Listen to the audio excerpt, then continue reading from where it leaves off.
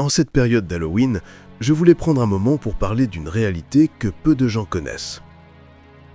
Halloween, c'est cette fête moderne où les enfants se déguisent en sorcières, fantômes ou monstres et vont de porte en porte réclamer des bonbons. Une célébration joyeuse, pleine de rire et d'innocence apparente.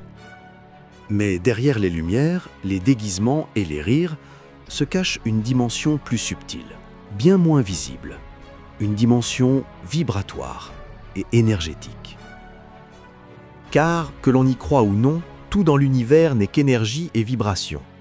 Chaque être, chaque objet, chaque particule possède une aura, une lumière invisible, vivante et intelligente qui interagit avec les autres. Nos émotions, nos pensées, nos actions modifient cette aura en permanence. Elles influencent non seulement notre propre taux vibratoire, mais aussi celui du monde qui nous entoure. Quand nous sommes heureux, bienveillants, inspirés, nos vibrations s'élèvent. Mais quand nous nourrissons la peur, la colère ou la laideur, elles ralentissent. Et tout notre environnement s'en trouve affecté. Or, Halloween est justement une fête qui joue avec ces symboles. La mort, les monstres, le sang, la peur.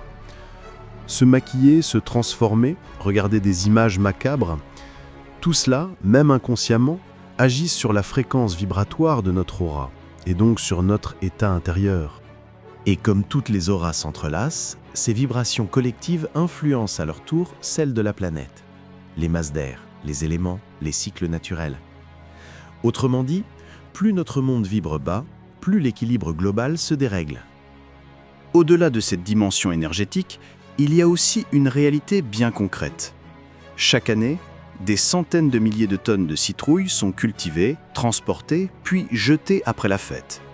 Des millions de costumes synthétiques, de décorations en plastique et d'emballages de bonbons finissent à la poubelle. Tout cela a un coût environnemental énorme. Dans un monde où l'eau se raréfie et où tant de personnes manquent encore de nourriture.